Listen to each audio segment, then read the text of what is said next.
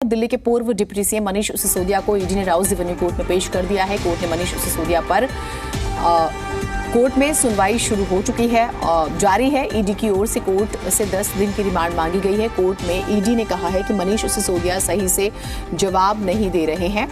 तो ये इस वक्त की बड़ी खबर है। 2 बजे का समय आप जानते हैं। ईडी की तरफ से ये आरोप लगाया गया है कि ये जांच में सहयोग नहीं कर रहे हैं, जवाब सही से नहीं दे रहे हैं।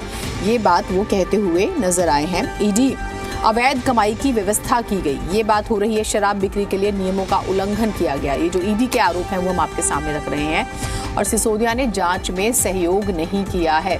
जो पॉलिसी बनाई गई है उसमें गड़बड़ी की गई। ये एक मूल सवाल है। जैसे ये इन्वेस्टिगेशन शुरू हुई तो ये सवाल हमेशा से पूछा गया कि इस पॉलिसी की जरूरत ही क्यों थी। ये एक सवाल जो है वो हमेशा रहा। कौन कौन से लोग थे जब मीटिंग्स होती थी। एक्सपर्ट कमेटी के सुझाव को नहीं माना, प्रॉफिट मार्जिन को बढ़ाया गया। ये जो ईडी ने कहा है कोर्ट में वो हम आपको बता रहे हैं। दक्षिण भारत के ग्रुप को फायदा पहुंचाया गया, रिटेलर्स को फायदा पहुंचाया गया। जो पॉलिसी बनाई गई उसमें गड़बड़ी की गई थी। होलसेल को 12% में प्रॉफिट का मार्जिन रखा, होलसेलर को फायदा पहुंचाया गया। होलसेल का बिजनेस कुछ विशेष लोगों को दिया गया। 12% का प्रॉफिट मार्जिन दिया गया है।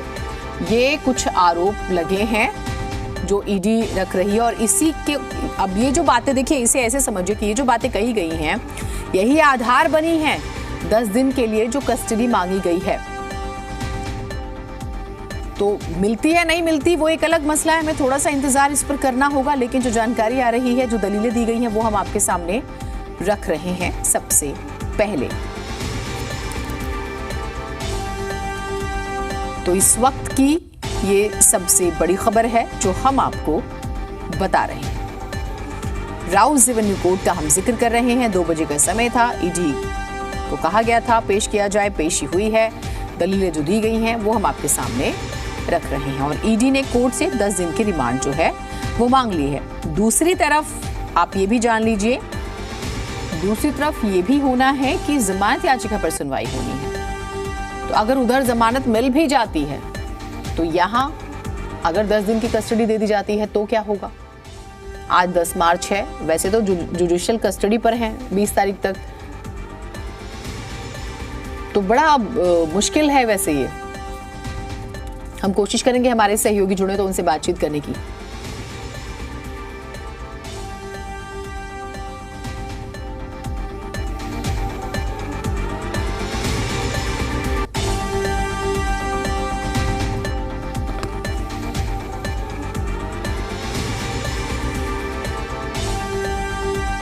तो दिल्ली शराब नीति केस में गिरफ्तार मनीष सिसोदिया को दिल्ली के राउस रेवेन्यू कोर्ट में दोपहर 2 बजे तक पेश करने का आदेश था, जिन्हें पेश कर दिया गया है। और आप जानते हैं कि कल देर शाम ही उन्हें अरेस्ट किया गया था और 10 दिन की हिरासत की मांग की गई थी।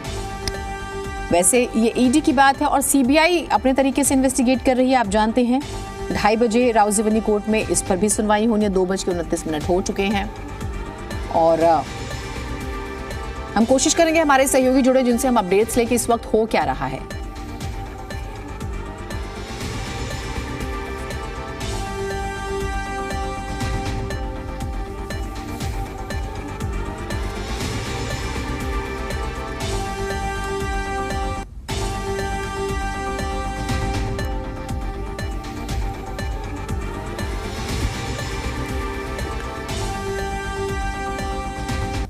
तो जो आरोप ईडी लगा रही है वो भी आप देख रहे हैं, स्क्रीन पर हम आपको दिखा रहे हैं।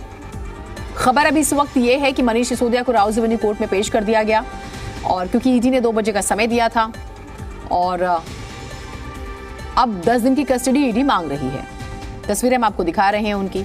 दूसरा 2:30 बजे इस पर भी सुनवाई होनी थी कि उन्हें जमानत मिली ये दिया गया कि एक्साइज कमिश्नर और कुछ लोगों का बयान दर्ज किए गए हैं। जो सी अरविंद सेक्रेटरी हैं, उन्होंने जो ड्राफ्ट किया था, जो पॉलिसी 30 पन्नों की पॉलिसी ड्राफ्ट किया था, उसे सीएम के घर पे उसे अंतिम रूप देने के लिए बुलाया गया था। और ये कहा गया था कि आवेदकों को लॉटरी निकालने के बजाय होलसेल लाइसेंस देने की बात कही गई थी।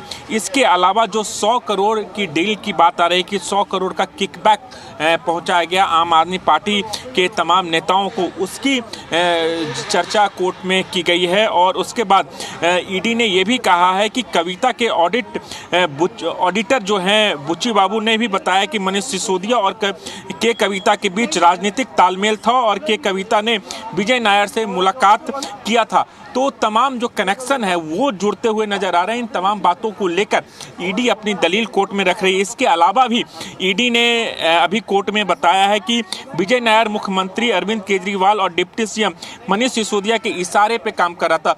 तो ये एक महत्वपूर्ण बात है जिसे ईडी कोर्ट में रख रही है। और कोर्ट ने भी ये भी उनसे पूछा कि जो आप बात कर रहे हैं कि 12% जो सिफारिश की गई थी जीएम के, ये आप किस आधार पर कह रहे हैं।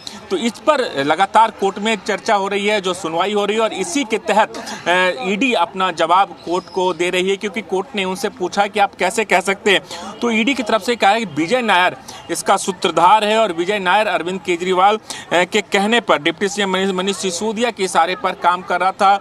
और कहीं ना कहीं जो अरुण पिल्लई हैं वो के कविता के काफ़ी करीबी हैं। इन सबको मिलाने में काफ़ी महत्वपूर्ण रोल अदा किया था विजय नायर ने।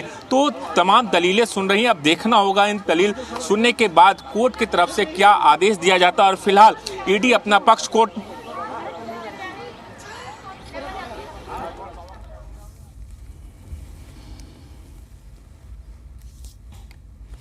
ईडी अपना पक्ष कोर्ट में रखेगी तो मनीष सिसोदिया के वकील मनीष सिसोदिया का पक्ष भी कोर्ट में जरूर रखेंगे।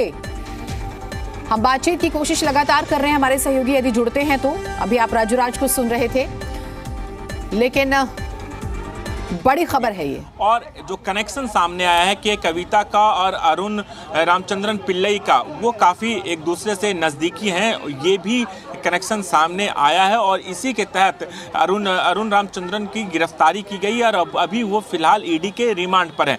लेकिन आज अरुण रामचंद्रन ने जो याचिका लगाई कोर्ट में, जो एक एप्लीकेशन मूव किया, उसमें इस बात का जिक्र किया। उन्होंने अपना बयान ईडी के सामने दिया है।